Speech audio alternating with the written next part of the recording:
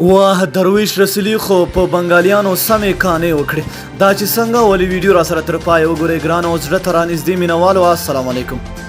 د افغانستان او بنگلادیش ایمرجنګ لوبډلو ترمنځ د آسیایي ایمرجنګ لوبډلو جام نیمه پایلو به ترسره کیږي چې درویش رسولي پکې په زړه پورې توپخانه ترسره او سلیزه یې ووهله.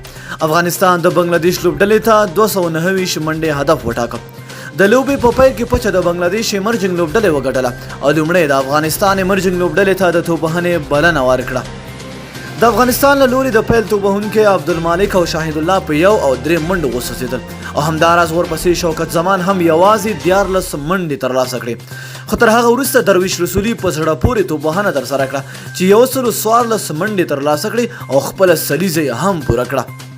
په نورو توپوهونکو کې وحید الله شفاق 14 طارق ستانکزی 3 او سمیع الله شینواري 11 منډې ترلاسه کړې.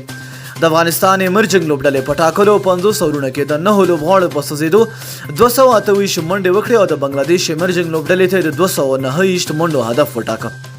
د بنگلادیش له لوري حسن محمود او سومیا سرکار 3 او تنویر اسلام 2 وکټې ترلاسه کړې.